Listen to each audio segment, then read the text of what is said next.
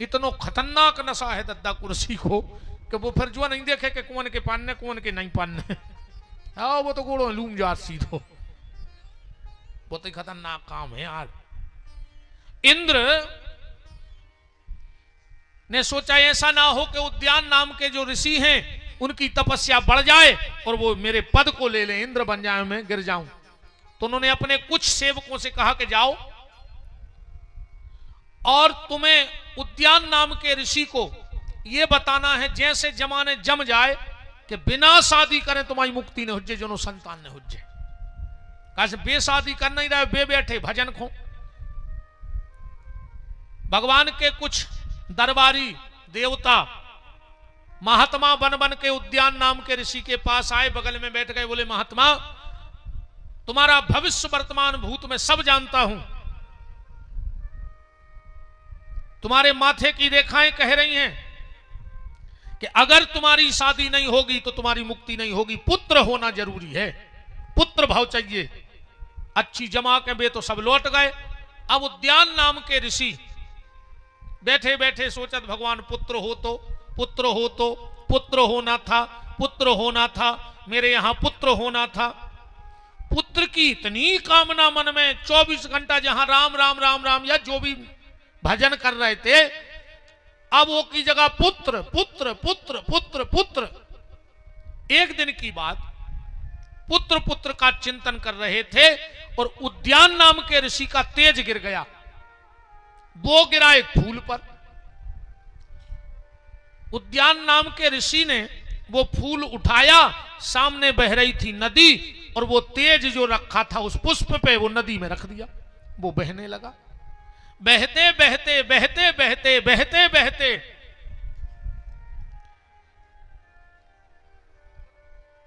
सखियों के साथ चंद्रकला नहा रही थी। ऊपर से फूल बह के आ रहा हो और वो फूल सीधा चंद्रकला की तरफ गया। सखियों ने कही चंद्रकला लगता है तुम्हारे ऊपर विशेष कृपा है किसी की, ये पुष्प हम एक सखी के पास नहीं आ रहा हो, तुम्हारे पास जा रहा हो। चंद्रकला ने वो फूल उठाया, उसमें उद्यान नाम के ऋषि का तेज रखा था, चंद्रकला ने सूंघ लिया। चंद्रकला ने सूंघा तो चंद्रकला के गर्भ ठहर गया, क्योंकि वो तेज ऋषि का था। चंद्रकला ने अपने पिताजी को बताया, माताजी को बताया, परिवार को। पिताजी ने कहा कि ऐसा कैसे संभव हो सकता है, तू झूठ बोल रही है कि पुष्प सूंघने से तेरे यहां गर्भ हुआ है, तू किसी ना किसी पुरुष के संपर्क में आई है और तू मेरे कुल को दाग लगाएगी। तुरंत अपने, अच्छा बड़ा आदमी था, नगर सेठ था, तुरंत अपने सेवकों से कहा कि रातों रात इस लड़की को ले जाओ और जंगल में मार के फेंक दो। मुझे ऐसी बेटी नहीं चाहिए जो कुल को डुबो दे। इसने कुल की लाज डुबा दी। सेवकों ने चंद्रकला को अर्धरात्रि में जंगल में ले गए, पर भाभी बड़ी प्रबल होती है। भगवान को जो काम करना है, जो निमित्त बनाने हैं, कि कोई लाख करे चतुराई, कोई लाख करे चतुराई, करम का लेख मिटे ना रे भाई, करम का लेख मिटे ना रे भाई, करम का लेख मिटे ना रे भाई, करम का लेख मिटे ना रे भाई। कोई लाख करे चतुराई, कोई लाख करे चतुराई, करम का लेख मिटे ना रे भाई, करम का लेख मिटे ना रे भाई, करम का लेख मिटे ना रे भाई, करम का लेख मिटे ना रे भाई। जो सेवक चंद्रकला को मारने जंगल में ले गए और बोले कि सुनो, तुम्हारे पिताजी ने तो आज्ञा दी है कि मार के नदी में फेंक देना, जंगल में जला देना, पर हम लोग हत्या नहीं करना चाहते।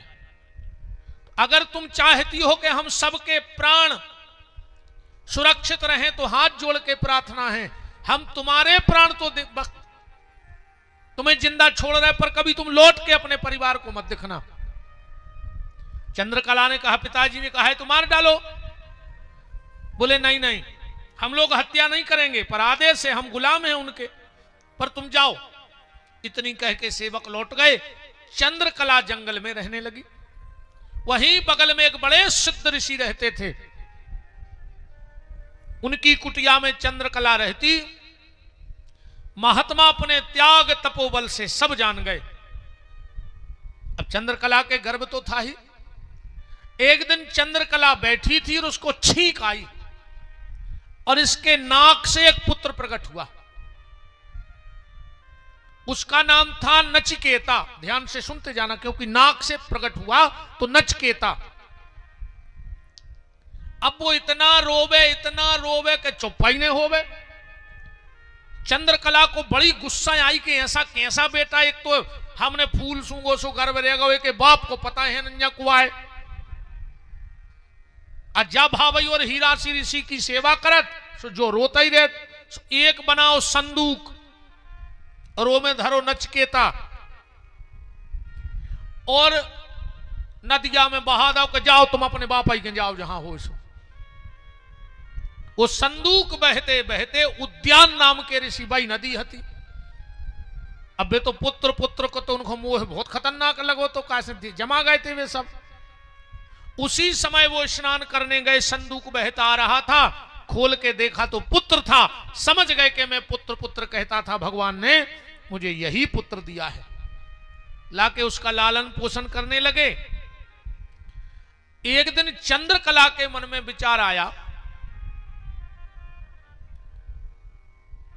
कि लगता है कि पुत्र तो पिता के पहुंच गया, पर मुझे भी तो पति का दर्शन करना चाहिए। तो एक संदूक बना के चंद्रकला बैठ गई और वो भी उद्यान नाम के ऋषि के यहां पहुंच गई। अब वो तो बड़े त्यागी तपस्वी और त्रिकालदर्शी महात्मा थे, जान गए कि यही पुत्र है, यही शेष जन्म हुआ तो ये मेरी पत्नी है। अब चंद्रकला और उद्यान नाम के ऋषि रहते हैं, भजन करते हैं। नचिकेता नाम का पुत्र वहीं रहता है। एक दिन सुबह सुबह उद्यान नाम के ऋषि ने अपने पुत्र नचिकेता से कहा कि नचिकेता जाओ और समिधा लेके आओ, जंगल से हवन होना है। कुछ देर बाद जब नचिकेता लौट के आए तो क्या देखा कि उद्यान नाम के ऋषि और चंद्रकला सांसारिक कर्म में थे और झुपड़िया का दरवाजा खुला था। उन्होंने सोचा इतने जल्दी थोड़ी बेटा लौट के आ जाएगा, तो सांसारिक कर्म में थे। नचिकेता ने 2-3 बार आवाज लगाई कि इशारा हो जाए, मां बाप हैं, इशारा हो जाए तो ये लोग मर्यादा में आ जाएं, पर कोई ध्यान नहीं दिया। तो नचिकेता को क्रोध आ गया और कहा, जिस वक्त भजन पूजन करना चाहिए, ये संध्या का समय था, सुबह का वक्त था, इस वक्त भगवान की आराधना होनी चाहिए, और तुमने चोला ऋषि का पहना, फिर भी तुम्हें शर्म ना आई। पहला मैं पुत्र ऐसा रहूंगा जो माता पिता को दुष्कर्म का दंड दूंगा। मैं तुम दोनों को श्राप देता हूं, तुम दोनों अंधे हो जाओ। यहां श्रवण के माता पिता ध्यान से सुन जाइयो कथा। श्रवण की माता का नाम था चंद्रकला और पिता का नाम था उद्यान ऋषि। नचिकेता ने श्राप दे दिया और कहा कि तुम लोगों एक दूसरे का संसर्ग हुआ है तो निश्चित अब संतान होगी, और मैंने बार बार तुम्हें चिल्लाया पर तुमने मेरी बात को श्रवण नहीं किया। अब जो पुत्र होगा उसी का नाम श्रवण होगा। तो सुबह के संसर्ग से, पति पत्नी के मेल से जो पुत्र हुआ वो श्रवण कुमार हुआ। नचिकेता खड़े हो गए। उद्यान नाम के ऋषि ने श्राप दे दिया, नचिकेता तूने मां बाप को श्राप दिया है, तू भटकता रहेगा, कभी नरक में, कभी स्वर्ग में, कभी नरक में, कभी स्वर्ग में। तो पिता के श्राप के कारण नचिकेता, आप लोगों ने कई बार सुना होगा, फिर नचिकेता ने 27 नरकों को वर्णन करवाओ है। ऐसे में कई बार नरक गए, कई बार उन्हीं ने स्वर्गों की बताई कि कौन से नरक में का दंड मिलत है। अब नचिकेता को छोड़ो, दूसरा विषय धराओ श्रवण कुमार की तरफ। श्रवण कुमार का जन्म हुआ इन्हीं अंधे के यहां। चंद्रकला और उद्यान नाम के ऋषि के यहां श्रवण कुमार का विवाह हुआ। पत्नी कौन आई, कथा खबर है। एक बाज ने श्राप दी थी हंस हंसनी को कि तुमने हमारे मोह को अन्न छीनो है, समय आवे पे तुम्हें भी हम दाने दाने को तरसे हैं। यही बाज अगले जन्म में नारी बन के श्रवण कुमार की पत्नी बनी। ये भोजन बनाती, घर में सब था, पर पति को खीर खिलाती और अंधे सास ससुर को जूठा मीठा खिला देती, कुछ भी खिला देती। एक दिन की बात, श्रवण कुमार साथ में भोजन करने बैठ गए माता पिता के। तो जैसे ही थाली आई और जो कौर उठा के खाया, दोनों माता पिता ने कहा बेटा श्रवण आज क्या बना है, आज तो बहुत स्वादिष्ट भोजन है। श्रवण कुमार बोले कि पिताजी भोजन तो रोज यही बनता। बोले बेटा नहीं, हमें आज तक नहीं मिला। बोले ये खीर है। अपने ते कहावत है, तो उन्होंने सुनी हुई है, आदमी कहते कहीं जो कहा रहे, बोले हमने कर पे बहुत टेढ़ी खीर है। कहते अरे वो काम बहुत टेढ़ी खीर है, बच्चा उनके बस की नन्या, खीर टेढ़ी कैसे हो सका। कहावत के पीछे कछू तो कहाओ, जब कहावतें ऐसी आए कि टेढ़ी खीर। एक आदमी है तोरे जन्म से अंधेरा, सुना जज्जो कैसे कहने लगे टेढ़ी खीर। पैसा बारो हतो, ब्याह होगा, बाल बच्चे हो गए, बाल बच्चों के ब्याह हो गए, नाती बूढ़ो होगा। वो एक दिन नाती बोलो कि बब्बा खीर खे हो खीर। अब उन्हें कहूं खाई नहीं थी। कहा बेटा खीर कैसी हो। नाती बोलो कि बिल्कुल सफेद रेत है, सफेद। अब अंधेरा का जाने के सफेद करिया कहा जी ने कछु देखो ही नहीं। जैसे अपनी अब फूट जाए तो अपन ने खुद पता है, अगर जिन्हें जन्म से कछु देखो ही नहीं वो का जाने सफेद नीलो करिया कहा है। कह लगे बब्बा बिल्कुल सफेद रेत है। बब्बा बोले सफेद का कहा, बोले जी सो दूध रेत है। हाँ बब्बा ने दूध ही नहीं देखो। नाती ने बोली हाँ, कह लगे बब्बा जी सो बगला रेत है, बगला। बब्बा बोले बगला कैसो रेत, सो मोड़ा नहीं है सो करो हाँ। तो बब्बा का पहुंचो, बोले यहाँ सो रेत है। सो अंधेरे बब्बा ने फेरो रे हाथ। कह लगो बेटा हमने खा पे जा खीर। बोले कहा, बोले वो तो भारी टेढ़ी है, जगह में कैसे जे। उन्हें सो हाथ फेरो के बगला यहाँ सो रेत है। कह लगो बेटा जा तो गरे में फंस जे, टेढ़ी है हमने खा पे, हम नहीं खाने, बहुत टेढ़ी खीर है। सुबह कहावत बन गई कि जो काम टेढ़ी खीर है वृंदावन बिहारी लाल की। श्रवण कुमार की आंखों में आंसू आ गए और तुरंत पत्नी से कहा कि दुष्टा पापनी, अभी तक तूने मुझे अंधेरे में रखा।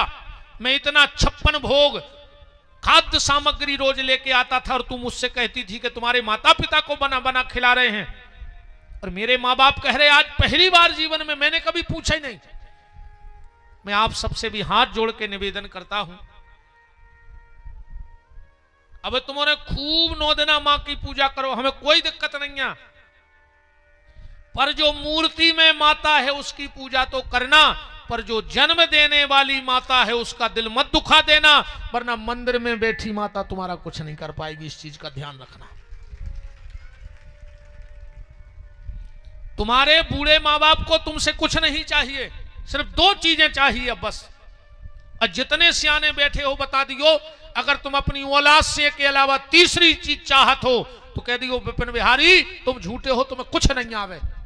हर बूढ़े माँ बाप अपनी औलाद से 2 चीजें चाहत, और वे देते रहियो, बहुत कछु महंगी नहीं है। 2 रोटी देते रहियो बूढ़े माँ बाप को, गरम ने हो कोई दिक्कत नहीं है, सुबह की दे दियो, सुबह की ने हो एक दिन पहल की दे दियो, पानी में डुबो के खा जाए, हमें फिर भरोसा है। 2 रूखी रोटी बूढ़े माँ बाप को देना, पर सुबह और शाम 2 मीठे शब्द माँ बाप से बोलत रहियो, तो वे रूखी रोटी भी घी को काम करे। सिर्फ एक नियम बना लेना, सुबह जब भोजन करने लगो, अगर घर में माँ बाप हैं, एक बार पिताजी से कहो कि काहे रोटी खा लाई, जो कछु कह धो का पिताजी पापा काहे पिताजी भोजन कर ले, हम अपने आप से हाँ हमने कर ले, तुम कर ले, भली उन्होंने खाई हो, मताई हो कहियो काहे मताई हो गई, रोटी की हो गई, नहाओ भग जाओ। कभी कभार साल 6 महीने में 1 रोटी अपने बूढ़े माँ बाप के साथ जरूर खाना।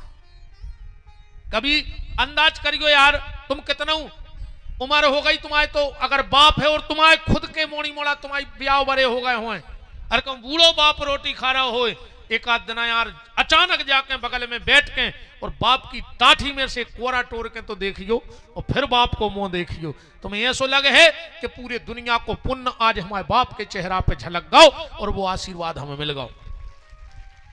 कभी बूढ़ी माँ के साथ एक रोटी खा के देखना, लुगाओं को जूठो तो खूब खा रहे दद्दा हरो, हाँ लुगाओं को तो खूब खा रहे जूठो, मिले सुर मेरा तुम्हारा, हमने कल कही थी। और घरवारी को जूठो खेल सो बुद्धि खराब हो जाए, मार जाओ। अरे तुम बहु दद्दा को जूठो खात रहे हो तो जानियो कि लक्ष्मी नारायण को प्रसाद या रोज मिल रहा हो तुम्हारे लाने। कभी कभी बूढ़े माँ बाप के साथ एक दो रोटी, कब तुम खावे बैठे पापा ने करे आओ आओ एक रोटी खा ले हमारे संगे, घर बैकुंठ बन जाए, स्वर्ग बन जाए, तुम आओ। हमारी ये हल्की हल्की बातें अपना कब खा के देखियो, अब बाप के संगे अमताई के संगे एक रोटी बिल्कुल इच्छा ने होए, हम तो इतने तक कह रहे उनके सामने मुंह में भर लियो, बाहर जाकर थूक दियो, पर उनके सामने कोरा मुंह में भर लियो, फिर देखियो तुम बूढ़े मां बाप की खुशी। श्रवण कुमार ने कहा, पापनी तूने मेरी गैर मौजूदगी में मेरे बाप बाप को रूखा सूखा खिलाया, अब मैं तेरा साथ नहीं रहूंगा, मुझे नहीं रहना। और श्रवण कुमार ने बनाई कांवर, ध्यान से सुनियो, जो जे को बेके आओ है वही काटने। हंस और हंसनी ने रस्सी में दो ही तरफ कछुआ लटका के ले गए, आज वही कछुआ श्रवण कुमार बन के आओ और बे अंधा हंस हंसनी को कंधा पे लेके जा रहा है तीर्थ यात्रा के लाने। तीर्थ यात्रा कराई। अब 5 मिनट में हमें कथा को विराम करें, एक अच्छो भेद खोल के। विद्वानों के बीच में एक बड़ो विवाद है शब्द भेदी बाण को, कि शब्द भेदी बाण क्या है। अब जब श्रवण कुमार निहुर के पानी भर रहे थे तो तूमा की और छाती की दूरी ज्यादा न हो तो 2 बेतिया तो हो जाए, ये तो अंतर तो हो जाए तूमा में और छाती में। अब राजा दशरथ ने मारो बाण, बुकबुकाहट कहां हो रही थी? तूमा में। तो बाण कहां घलने? तो तूमा में। छाती में तो बुकबुकाहट होने रही थी श्रवण कुमार के, आवाज कहां आ रही थी? तूमा में। Book book book book book, पानी भरो तो बुकबुकाहट, कुछ भी भाषण डुबा दो। तो बाण कहां घलने? तो तूमा में।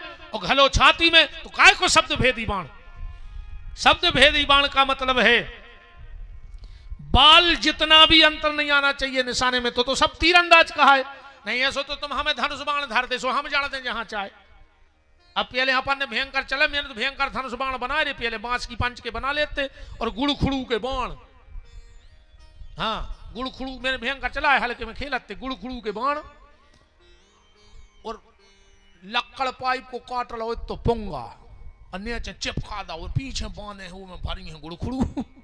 भी तो एक बार एक खुगा लगाओ तो फिर भारी मारो तो सोमोरों ने बंद कर दो, वो भयंकर धनुष बाण खेलते। जब वहीं राम जी आती सो लगा ही नशा है, तो बचपन ही होते यार। ये तो जब तो सब बेईमानी आए, सब नकली फिर रहे, असलियत तो न कर गई 10-11 साल नो रहे थे असली जिंदगी। बाकी तो सब दिखावटी बनावटी मौका परस्त, जहां गए उतई कैसे हो गए।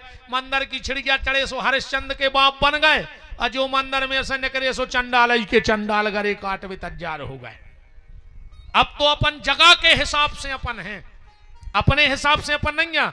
अब जैसी जगह उसे अपन बन जात, जबकि हमारे हिसाब से तुम जैसे हो, तुम जहां जाओ उसी जगह बने तो तुम हो। और कहूं भेद जहां गए उतई कैसे हो गए, तो बहरूपिया हो। आज का आदमी आदमी नहीं है, बहरूपिया है। तो ये शब्द भेदी बाण का मसला क्या है, जल्दी समझ ले। नातर तो श्रवण कुमार को चरित्र भी बहुत हो जाए, 2-4 दिन तो खिंचाई जाता, वो तो हमने जल्दी जल्दी तो मनो को कैसे पर्चा दो तो हमारा कर्तव्य हमारी के है। हमसे ने बन हमने कही थी हम ढूंढ के ले आए हैं, कहूं से मनो सुने हैं तुमने। हमें ने बन हम को विद्वानों को फोन लगा लें, को महात्मा को हम बाबा ढूंढ ले आए हैं। शब्द भेदी बाण इसलिए चूक गया उस दिन राजा दशरथ का, क्योंकि राजा दशरथ को श्राप था। किस बात का? देवासुर संग्राम भाव। दशरथ जी लड़वे गए देवताओं की तरफ से, दिन भर लड़ाई होवे, रात में शुक्राचार्य जी उठावे मृत संजीवनी और राक्षसों को जिंदा कर दी। सवेरे बेई के बेई फिर ठाणे लड़वे। देवता तो घबरा गए कि अपने तरफ के निपटत जा रहे, वो तरफ को एक नहीं मर रहा हो जाएंगे तई सवेरे। अब क्या किया जाए, तो सबने कही कि एक ही उपाय है, अगर शुक्राचार्य की संजीवनी नष्ट कर दी जाए। बोले बे गुफा में धरे बा। बोले दशरथ कर सकत। बोले कैसे? बोले शब्द भेदी बाण छोड़ दे। जैसे ही वे जे हैं घट उठे हैं, आवाज शब्द भेदी को मतलब हवा के शब्द पे खेलते कि तन नक्शी कट्ट की भी आवाज हो जाए, बाण घल नष्ट हो जाए। शुक्राचार्य जी शाम को जा रहे थे गुफा में, दशरथ जी छुपे बैठे ही थे, पीछे से बाण छोड़ दो कि जहां आवाज होए उतहीं बाण घल जाए। जो दशरथ शुक्राचार्य ने अमृत का घट उठाया, बाण घला, अमृत नष्ट हो गया। शुक्राचार्य की आंखें लाल और श्राप दे दिया, दशरथ तुझे बहुत घमंड है शब्द भेदी बाण का, जा मैं तुझे श्राप देता हूं, एक दिन यही शब्द भेदी बाण तेरी मृत्यु का कारण बनेगा, और जिस दिन तेरा बाण चूक जाए समझ लेना तेरी मौत पक्की हो गई। दशरथ जी लौट के आए, देवताओं से बोले कि बताओ हम अच्छो करवे गए थे, तुम्हारों के चक्कर में हम और मारवे को ठिकानो बन गए। शुक्राचार्य जी ने श्राप दे दिया। बृहस्पति बोले चिंता मत करो, परहित बस जिनके मन माही, अब परहित सरस धर्म नहीं भाई, तुमने सृष्टि के हित में यह काम किया है तो हम देवताओं का आशीर्वाद है। जिस दिन तुम्हारी मौत का कारण बनेगा उस दिन तुम्हें जिंदगी की सबसे बड़ी खुशी भी मिलेगी।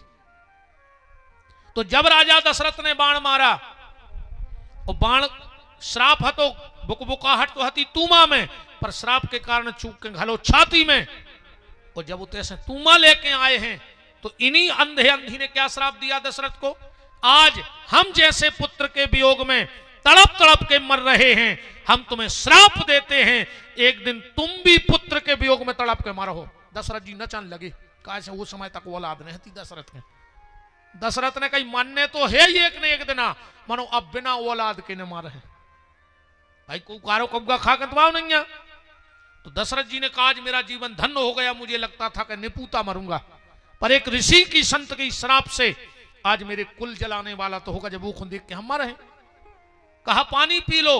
अंधा अंधी चंद्रकला और उद्यान नाम के ऋषि श्रवण कुमार के मां बाप बोले हम हत्यारे के हाथ का पानी नहीं पिएंगे। दशरथ जी बोले जितनी श्राप देने उतनी दे दो, पर पानी पी लो। दोनों ने अपने शरीर में आग प्रकट की। दशरथ जी वो तूमा लेके 7 चक्कर लगा पाए चिता के, वो चिता जल के राख हो गई। दशरथ जी ने घरे आकर घोषणा करवा दी, मेरे कारण 2 अंधे तपस्वी माता पिता प्यासे मर गए, आज से ये रघुवंश का नियम रहेगा। बोले क्या? बोले जहां भी चिता जलेगी एक नया मटका मंगवाया जाएगा, उसमें छेद करवाया जाएगा, और चिता के 7 परिक्रमा मटका से लगवाए गए हैं। लगत है कि नहीं लगत? कोई तो कभी ऐसा बेटा होगा जिसके हाथ का पानी वो अंधा अंधी पिएंगे। तो आज भी जहां चिता जल रही है और जो मटका लेके अपन घूमत है आगी लगा के, वो श्रवण के माँ बाप को पानी दो जाए परंपरा। दुनिया में सनातन धर्म में ऐसी कोई परंपरा नहीं जिसकी कथा ना हो। आज का लोग सनातन धर्म की परंपराओं पे मजाक उड़ाते हैं, ये मेरा घमंड मत समझना, ये गुरुदेव की कृपा, माता पिता का आशीर्वाद। हमसे आके बात करो, हम बताएंगे कौन सी परंपरा कहां से चालू हुई है। सनातन धर्म में कोई परंपरा मजाक नहीं है, कहीं से कहीं तक बस। और जो सनातन धर्म पे उंगली उठा रहे तो सुन लो, उल्लू को दिन में दिखता नहीं है, और अगर उल्लू को दिखता नहीं और पूरे उल्लू बैठक कल्ले में और जो लिख देवे कि सूर्य होता ही नहीं है, कहा सुन को खाता नहीं है, तो उल्लुओं की मीटिंग करे से सूर्य का अस्तित्व नहीं मिटाया जा सकता। ऐसे हजारों पापी इकट्ठे हो जाएं उल्लू की तरह, फिर भी सनातन धर्म को नकार नहीं सकते हैं। दुनिया की कोई परंपरा नहीं जिसकी कथा शास्त्र में ना हो, पुराणों में ना हो, वेदों में ना हो, बस तुम्हें ढूंढना है। गलती आप लोगों की नहीं, गलती कुछ हम लोगों की भी है। आजकल कथा ने देखे नौटंकी हो गई, हर 2 मिनट में थप्पड़ी बज रही हैं, हर 2 मिनट पे भजन हो रहे हैं, फिर नच रहे हैं, फिर को आ रहा हो, फिर को जा रहा हो, 2-3 घंटा बीच में मालई बारे चढ़ चढ़ बैठ रहे। अब ना ये भज्जे भज्जा नाराज हो जाए, भेज नाराज हो जाए सो भाग जा, नाराज हो जाओ भाग जाओ, वाहो ने अज्जो। कथा की मर्यादा होनी चाहिए। कथा में ज्यादा भजन शुरू में कर लो, आखिरी अब रात भर डरी सुखाओ सीताराम गांव भर के बैठ के, पर कथा में कथा भाव चाहिए। तो आजकल हर 2 मिनट पे भजन बज रही हैं, थप्पड़ी नच रहे हैं सब, कह बमा कभी खुआए आए पनते बताओ।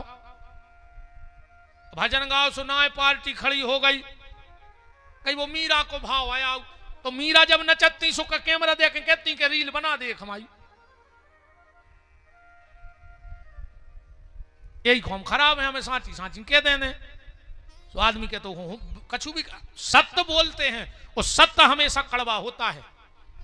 सत्य सुनवे की दम चाहने, सांची कहवे तो हर आदमी फिर रहा हो, पर सांची सुनवे की भी तो दम होए। अब हर आदमी कहते भैया हम तो सांची कहते हैं, हम तो सांची कहते हैं, और हम कहूं तुमसे सांची कह दें। फिर अगर सांची कहवे की दम है तो सांची सुनवे की दम राखो, और जो दिन सही सही सुनन लगो कोई दिन से सही सही गली भी चलन लगो। गलत सुनो तो गलत गली जे हो भाई, जोन गली को पता बताओ जो वही गली नहीं हो। सत्य सत्य होता है, तब से ये परंपरा। अब कल हम तुम्हें बहुत परंपराएं बताएं, तुम उन्होंने कल्पना ने करी हुज्जे, कहां से कौन कौन नियम कैसे अपने ते बन के आए हैं। अब को प्रमाणित और भी धरी है शायद पर्चा।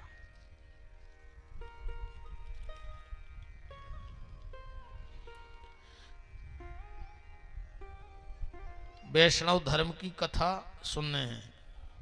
वैष्णव धर्म की उत्पत्ति कहां से भाई? अब आज तो टेम पूरा होगा, आज जैसे श्रवण कुमार को पर्चा पूरा होगा, ये कोई भी कोशिश करे भी हमसे न बंद, हम कोनो से पूछ ले रात में, हो मनो बता दे, हम पूछ ले रात में कोनो को फोन लगा कर। और भी धरी जी तो कछु हो, ये तो 2 हाल लिखे धरी कछु नहीं है। तो सृष्टि की उत्पत्ति परीक्षित जी सुन रहे हैं। शेष चर्चा आपसे अब कल हुई है। अब हमारे कथा के मुख्य यजमान श्री ताहर सिंह जी मुरारी वाले, हमारे सभी आज के सह यजमान, हमारे सागर से भैया श्री राम नरेश पाठक जी, डॉक्टर साहब, गणेश जी, हमारे छोटे भाई हमारी मौसी के सुपुत्र भैया सोनू दुबे जी बंडा से,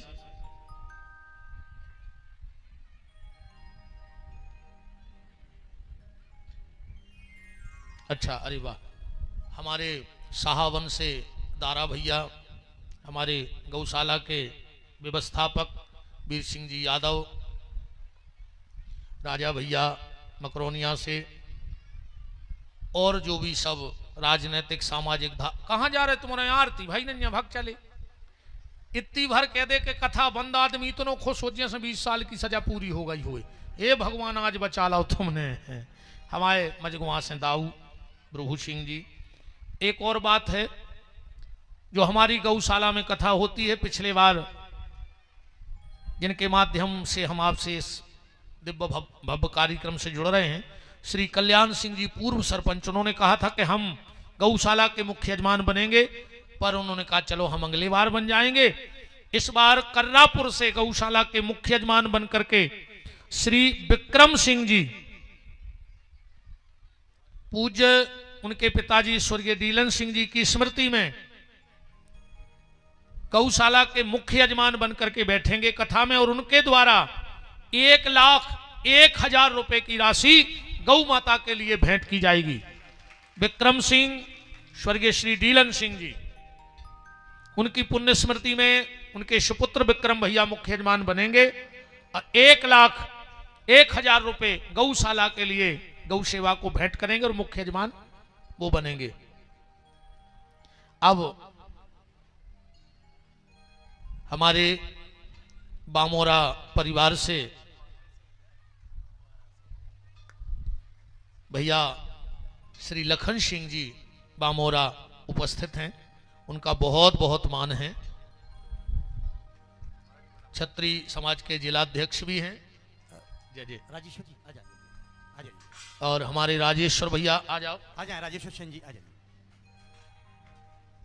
और घुआरा से भी भगत पधारे हैं, जो अभी एकादशी से कथा है उनका भी बहुत मान है। ललितपुर से भी भगत पधारे हैं। अब हम आरती में चलेंगे। भैया श्री लखन सिंह जी बामोरा, राजेश्वर सेन जी, हमारी गौशाला की टीम, जय जय, सभी भगवान की मंगलमयी आरती में सम्मिलित होंगे। और कल की कथा, वाह पत्रकार मोह, अरे वाह वाह वाह, टिंकू गोस्वामी जी, वाह, जय जय। आओ भैया, सब जनों को खूब खूब मान है घुआरा से पधारे सब भक्तों का। कल की कथा, सनातन परंपराएं कहां से बनी, कैसे उत्पत्ति हुई। अरे मजानत है भज्जा,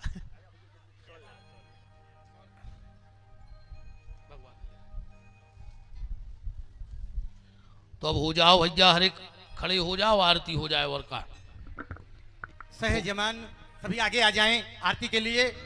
क्रमशः गोपाल प्रसाद नामदेव जी, हल्के पटेल जी, प्रकाश पटेल जी, भैया नीलेश चौबे जी, साहब सिंह भैया नेची बाखर वाले, भैया नरेंद्र सिंह जी गोरा, भाई साहब सिंह जी गोरा, पंडित श्री ताराचंद पांडे सल्लू महाराज, भैया जसवंत सिंह जी मुरारी वाले, भैया श्री बैनी प्रसाद शर्मा जी, भैया श्री गुड्डू राठौर, भैया श्री रामजी राजपूत जी, भैया कल्याण सिंह जी पूर्व सरपंच, और भैया श्री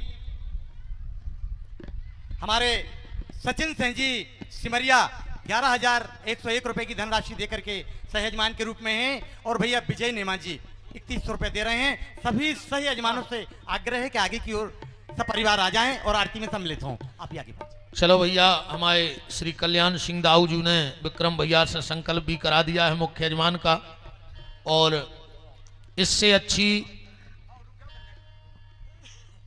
पूर्वजों के निमित्त कोई कार्यक्रम नहीं हो सकता है जो आपने संकल्प लिया है। चलिए बड़े भाव के साथ आरती, और फिर प्रसाद लेके अपने गृह को प्रस्थान।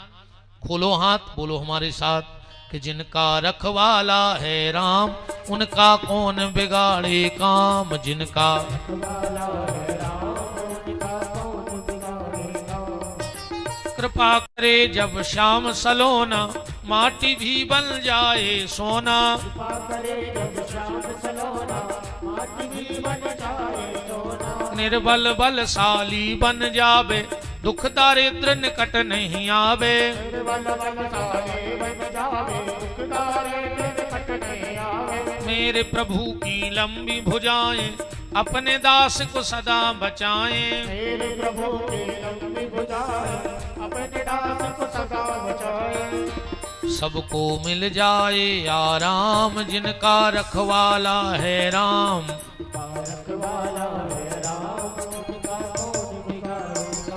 दोनों हाथ ऊपर उठाओ, बोलो हमारे साथ, हे मेरे नाथ मैं आपको कभी न भूलूं।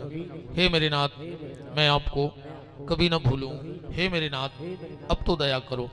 आइए बड़े भाव के साथ आ जाओ लखन भैया, सभी आरती में सम्मिलित रहें बड़े श्रद्धा भाव के साथ। और कल फिर शेष चर्चा। हरिः ओम चंद्रमा मनसो जातसो सूर्यो जायतो श्लोत्वादाय शशाणस्य मुखाद्वनेरयायतो। आरती आरती बदलते जाना, सबको देते जाना।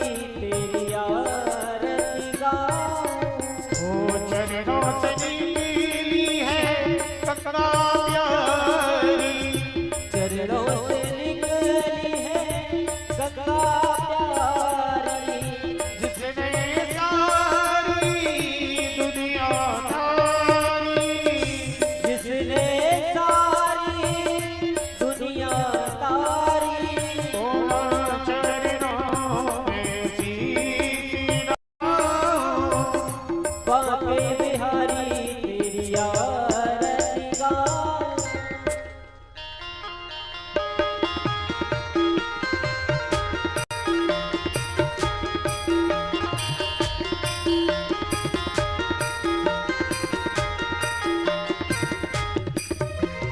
करे भगत हो आरती माई रोई बिरिया। करे भगत हो आरती माई दोई बिरिया। दोई बिरिया दोई बिरिया दोई बिरिया माई दोई बिरिया। माई दोई बिरिया। करे भगत हो आरती माई दोई बिरिया। करे भगत हो आरती माई दोई बिरिया।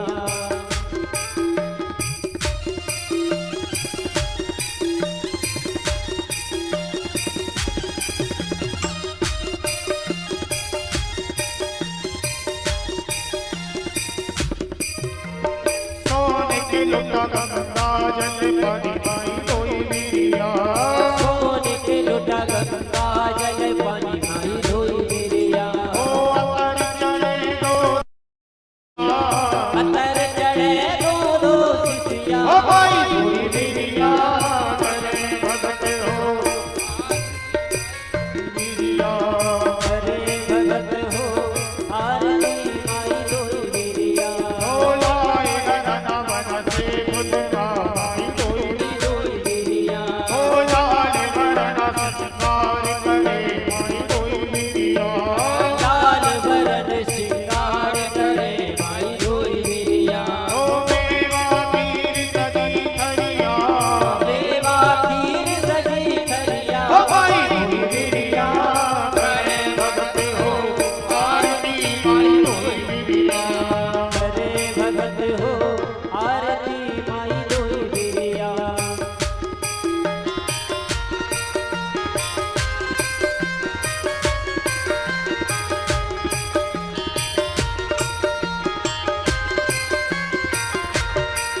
ओ पाँच भगत मिल जस तुर गावे माई दोई बिरिया। गाँव माई